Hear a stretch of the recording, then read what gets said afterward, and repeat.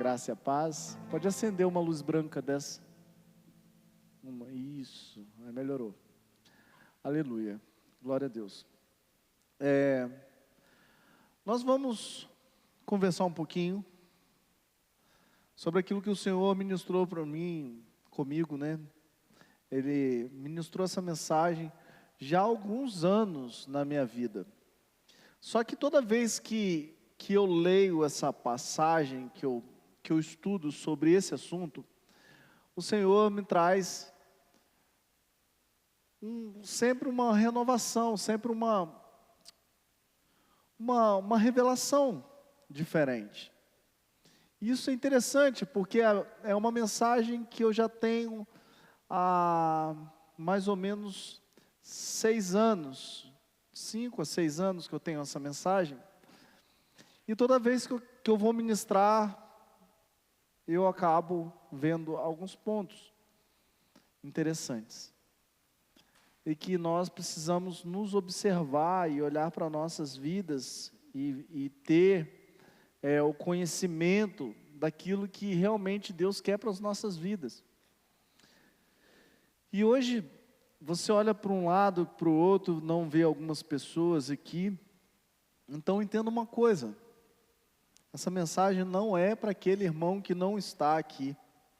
Essa mensagem é para nós mesmos. E como o apóstolo Paulo sempre ensinou nas suas mensagens, ele sempre dizia que não cansava de ensinar as mesmas coisas todas as vezes. Então, eu preciso ter esse entendimento e viver isso também. Não podemos nos cansar. Eu não vou me cansar de ministrar as mesmas coisas, porque a palavra de Deus ela vem trazendo revelação, e a revelação vem pelo ouvir da palavra todos os dias. Nós precisamos ministrar, nós precisamos ser ministrados, nós precisamos entender que a palavra de Deus ela é verdadeira, eficaz, e ela tem muito seus efeitos, né? Ela tem efeitos poderosos que podem mudar as nossas vidas. Então, o tema da mensagem de hoje é: arrume sua casa. Repita comigo: arrume a sua casa. Isso aí. Nós estamos em um tempo em que as coisas têm perdido valores. E por causa da tecnologia, nós achamos que isso tem sido mais frenético. Isso tem sido mais brutal, as coisas perdendo valor. Porém, eu preciso dizer que isso é só uma impressão. Isso é só uma impressão. Na verdade, essa impressão que nós temos é que as coisas hoje estão perdendo valor. Mas não é bem assim.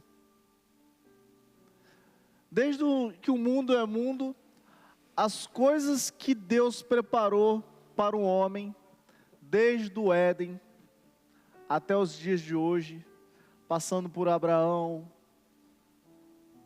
Isaac, Jacó, passando por todos os patriarcas, passando por todos os apóstolos, evangelistas, e chegando até nós, todos os dias as coisas têm perdido valor. As coisas principais, aquilo que o Senhor tem preparado para a família, há muito tempo tem sido alvo. E as coisas estão perdendo valor. Mas isso antecede a vinda de Cristo. Jesus está voltando. E agora era para você dar um glória a Deus. Mas Jesus está voltando e as coisas parece que estão mais complicadas, e estão mesmo, e vão complicar ainda mais um pouco. Sabemos que todo o Evangelho, toda a palavra de Deus, toda a estrutura que Deus preparou para o homem, é familiar. Muito importante que Deus fez o homem, e para que o homem fosse completo, Ele fez a mulher. E a mensagem diz: deixará o homem, teu pai, tua mãe, e unirá a sua mulher. Ou seja, a família foi estabelecida. A família é algo que não poderia, falo não poderia, porque ainda acontece. A família é algo que não poderia perder o valor. A família é algo que nós deveríamos dar valor e atenção. Olhar para a nossa casa, olhar para os nossos filhos, olhar para a estrutura que Deus tem preparado para nós. Na verdade, todos nós queríamos, os mais velhos, queríamos ter uma família. Os mais jovens querem ter uma família. Mas ter uma família traz responsabilidade. Ter família faz com que a gente entregue o nosso maior esforço para fazer o melhor para o que é nosso.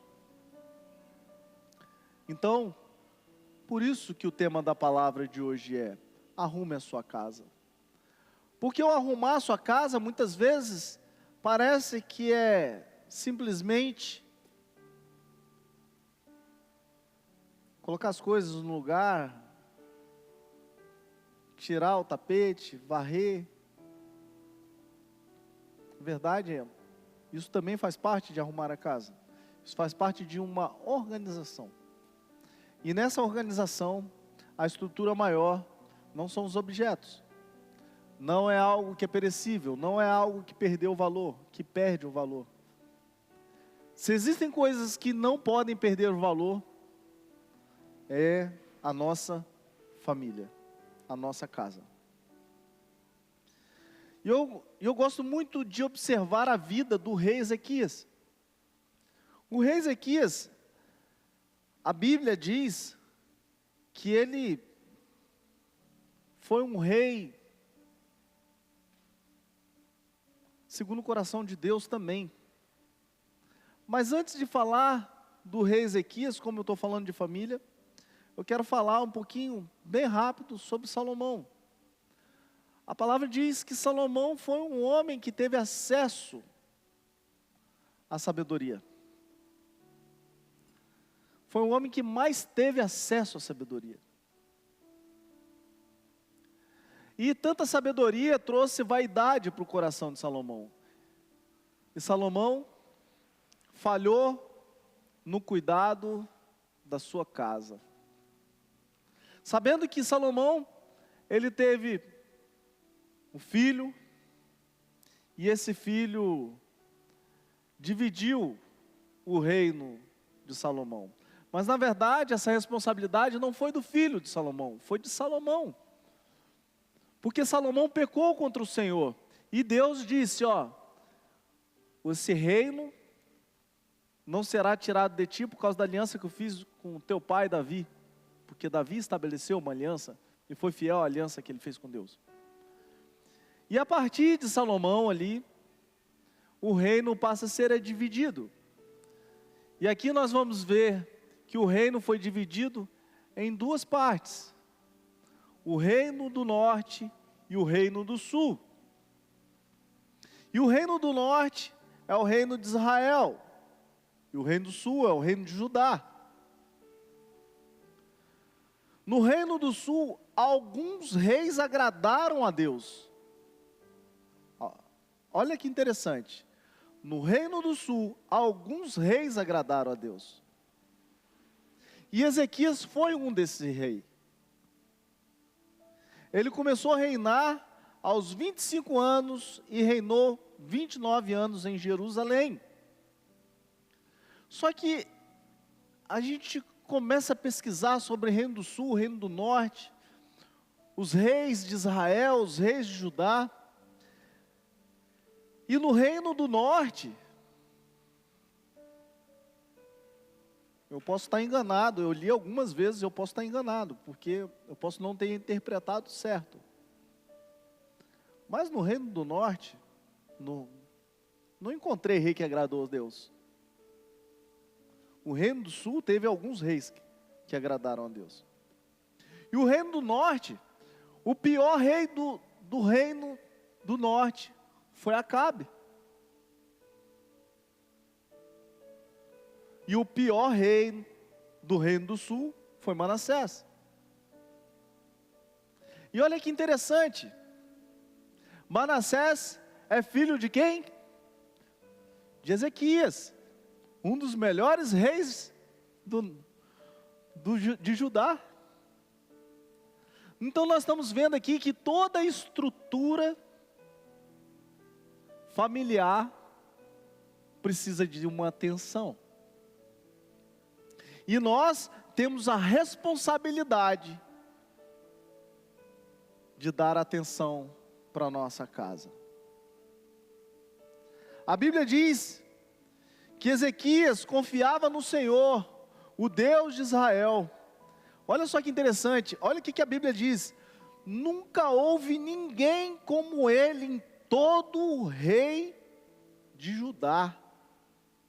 Olha que interessante, olha que a Bíblia aponta que o rei Ezequias foi o melhor rei de Judá. E ainda fala assim: nem antes e nem depois dele houve rei melhor do que Ezequias. Isso está lá em 2 Reis 18, 5. Aí você vai me dizer assim: não, mas o rei Davi foi o melhor rei? Foi um rei segundo o coração de Deus? Mas olha só, o rei Davi, ele vem antes da divisão do reino. Ele não conta aqui. Aqui está se falando do reino de Judá. E nesse reino, Ezequias, a Bíblia diz em 2 Reis 18, versículo 5, Ezequias confiava no Senhor, o Deus de Israel. Nunca houve ninguém como ele entre todos os reis de Judá, nem antes e nem depois dele. Meu Deus, que coisa maravilhosa você ter essa qualidade, esse efeito. Ele era um rei exemplar. Só que Ezequias era um rei exemplar, mas ele teve um pai idólatra. Um pai que adorava deuses pagãos. O pai de Ezequias se chamava Acás. E a Bíblia diz que Acás desagradou a Deus. Mas olha só, Acás, ele fechou o lugar de adoração. Ele acabou com a adoração ao Senhor. Ezequias, quando ele começou a reinar, a primeira coisa que ele fez, abrir as portas do templo. Imagina, Ezequias foi um cara que trouxe o avivamento para a igreja. Olha só, dá um aleluia aí. Glória a Deus. Um aleluia meio desanimado. Jesus está voltando, hein? Aleluia. Mas olha só que interessante. Mesmo que o pai de Ezequias não foi lá um grande exemplo de pai como adorador, Ezequias mudou a história dele mesmo, sendo aquele que removeu os altares dos ídolos pagãos. Eu imagino, é o seguinte, presta atenção, e agora nós precisamos trazer isso para as nossas vidas. Ezequias não teve um pai exemplar, que ensinasse ele a adorar o Senhor. Mas de onde que Ezequias sabia que existia um Deus poderoso que deveria ser adorado, exaltado, e não poderia dividir essa atenção? Essa atenção teria que ser só do Deus Yahvé, através dos profetas, dos homens de Deus.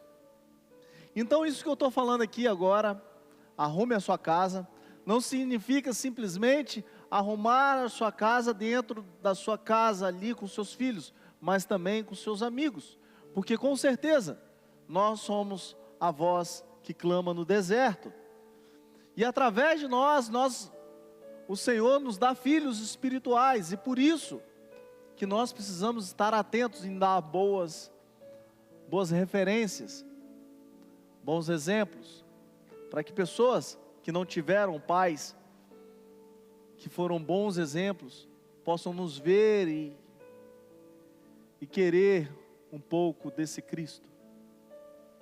Sabemos que o rei Ezequias removeu os altares de ídolos pagãos, quebrou as colunas sagradas, despedaçou a serpente de bronze que Moisés havia feito no deserto. Aquela serpente uma vez foi bênção, depois ela virou lugar de adoração, lugar de demônios. Ele quebrou e removeu essa serpente chamada Neusdan, restaurou a adoração e andou de forma reta perante o Senhor. Ele trouxe avivamento ao reino do sul. As pessoas começaram a adorar a Deus. Mas a sua casa precisava de arrumação.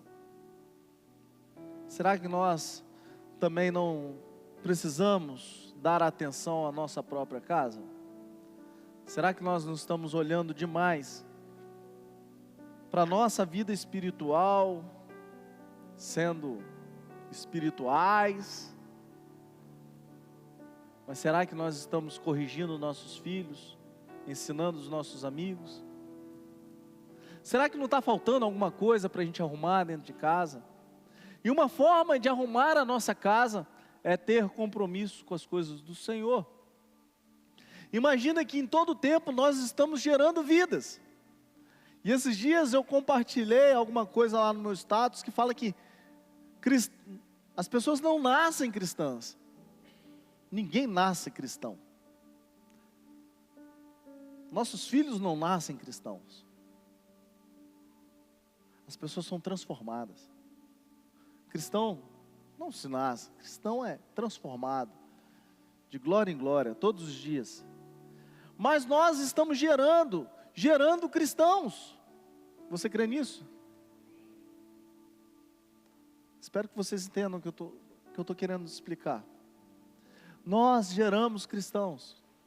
Porém, se nós negligenciamos com a casa de Deus, se nós não levamos a sério as coisas de Deus, que tipo de cristão que nós estamos gerando? Os nossos filhos estão vendo. Se nós temos compromisso com a casa de Deus, se nós temos compromisso com as reuniões, se nós temos compromisso com as pessoas, porque ter compromisso com as coisas de Deus é ter compromisso com as pessoas, é ser honesto com as pessoas, é não dar calote às pessoas, porque nós estamos levando um pouco de Cristo, é não ser fofoqueiro, é não ser pessoas caluniadoras.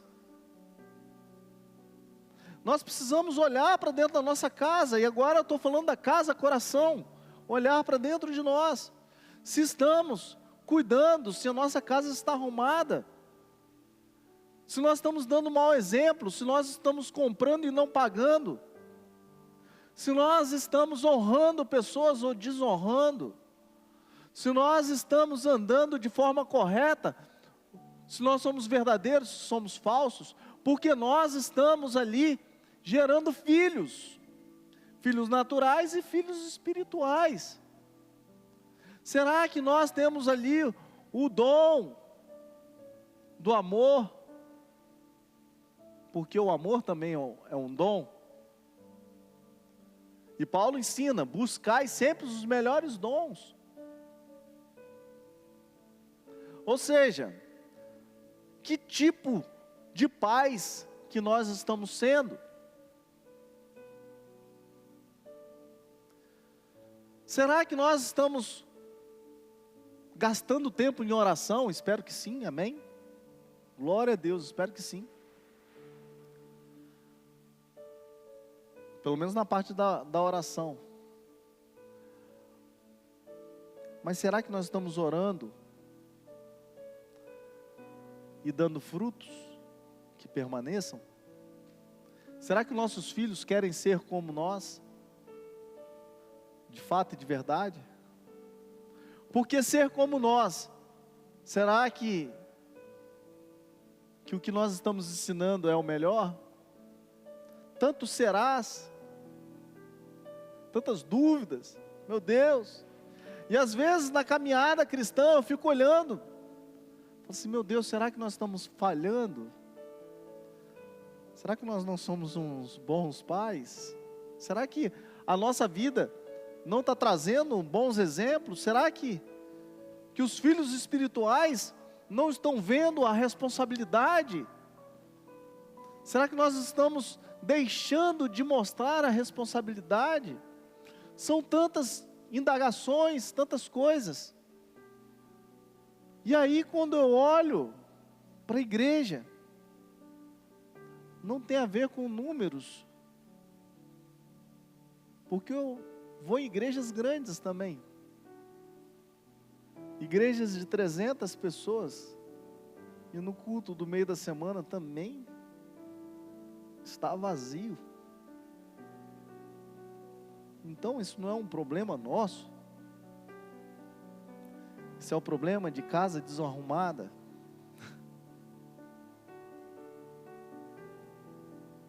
Mas Deus é fiel e justo, e não é pelo fazer, não é pelo ser, porque nunca vamos conseguir dar tudo para o Senhor. E mesmo se dermos, nada substitui a graça salvadora, a graça de Deus que nos amou primeiro, as misericórdias de Deus que se renovam a cada manhã. Mas olha que interessante, Ezequias adoeceu. Ezequias ficou muito doente, lá em 2 de Reis, capítulo 20, no versículo 1 e 2. Naquele tempo, Ezequias ficou doente e quase morreu. Assim diz o Senhor: põe em ordem a tua casa, pois você vai morrer e não se recuperará. Essa foi a profecia que o profeta entregou. Porém, Ezequias era um homem de oração, um homem de Deus. A palavra diz que Ezequias virou o rosto para a parede e orou ao Senhor. Ele era um homem de vida reta. Ele ora ao Senhor com toda dor.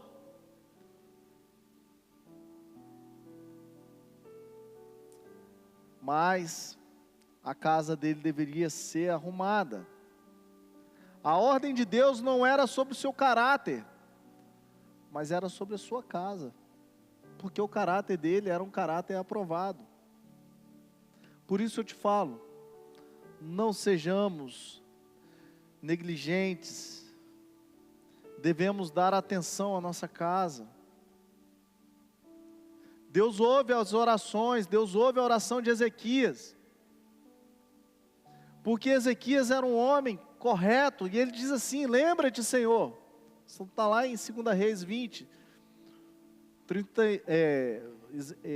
Reis 20, do 3 ao 6, lembra-te, Senhor, como tem servido com fidelidade, com devoção sincera, tenho feito o que tu aprovas.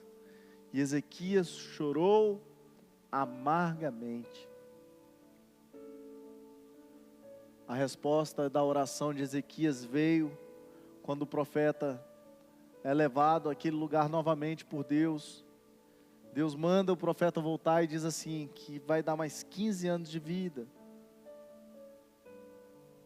para que Ezequias pudesse desfrutar desses 15 anos de vida e arrumasse a sua casa.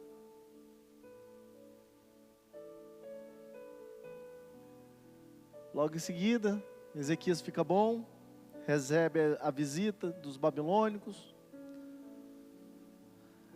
Merodach, Baladã, envia cartas e presentes, E ali Ezequias mostra todo o teu reinado, mostra tudo. E o profeta repreende Ezequias, porque Ezequias mostrou tudo que estava lá no seu palácio, tudo que ele tinha. Mas veio a palavra de repreensão sobre Ezequias.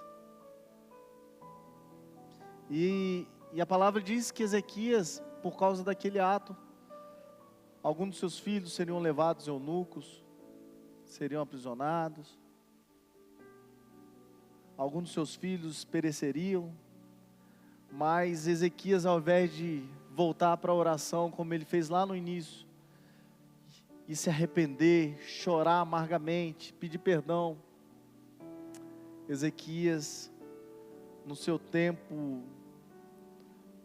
para mim, de loucura, porque um homem que ama a família não faria uma coisa dessa.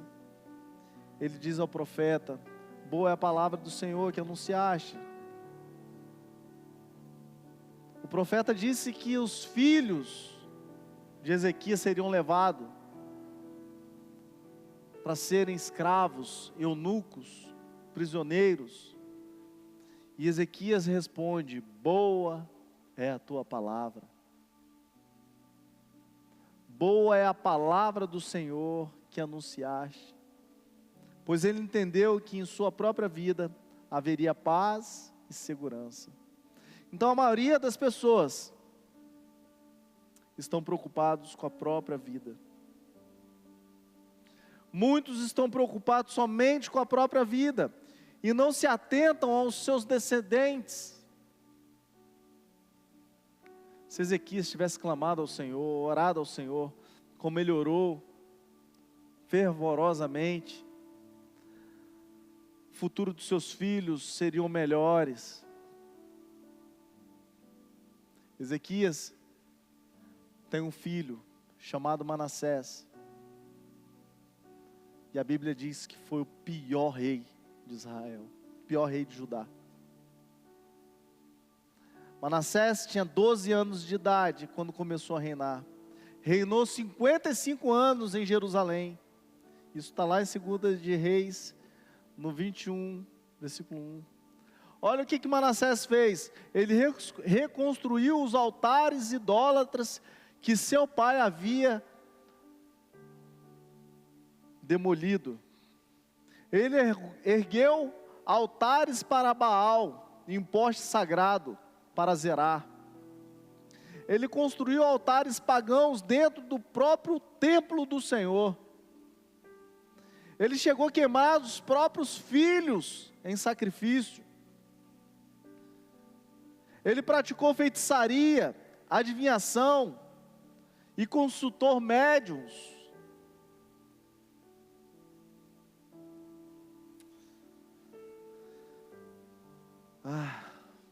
Um rei que foi chamado um dos melhores reis, que não houve antes dele nem depois dele outro rei parecido com ele. Mas olha o que diz a palavra lá em Lucas capítulo 15, no versículo 8. Ou qual é a mulher que, possuindo 10 dracmas e perdendo uma delas, não acende uma candeia, varre a casa e procura atentamente até encontrá-la? E quando encontra, reúne suas amigas e vizinhas e diz: alegrem-se comigo, pois encontrei minha moeda perdida.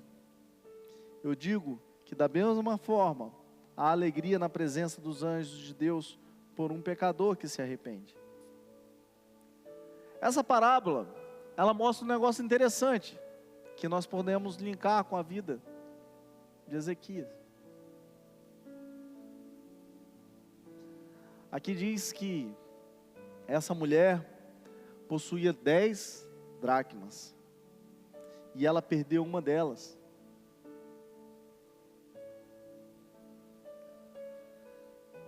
E ela diz assim, essa parábola, que essa mulher acendeu uma candeia. E ela começou a varrer a casa. Primeiro, no escuro não se encontra nada. Era necessário que acendesse uma luz. Às vezes na nossa casa, a luz está apagada. Só que o mais interessante, ela pega uma vassoura e começa a varrer, com atenção. Podemos dizer que ela começou a arrumar a casa dela. Talvez o que nós estamos precisando é acender a candeia das nossas casas, acender a candeia da nossa alma, acender a candeia nas nossas vidas. E a palavra de Deus diz que lâmpada dos nossos pés é a palavra do Senhor. Será que alguma coisa não está apagada dentro de nós? Será que a palavra está sendo viva e eficaz dentro de nós? Porque nós estamos gerando vidas, nós estamos gerando líderes, estamos gerando discípulos. Será que esses discípulos que nós estamos gerando serão melhores do que nós? Serão como nós? Ou serão pior do que nós? O que eu quero trazer para você hoje é um senso de responsabilidade. Você é responsável pela sua casa. Então arrume a sua casa. Se você pudesse, coloque de pé aí no seu lugar. A nossa casa é um lugar que nós podemos chamar o cantinho do céu. Eu não sei quanto a você, mas eu posso estar no melhor lugar, na melhor pousada, nos lugares mais lindos, nas melhores praias, nos melhores passeios. Mas voltar para casa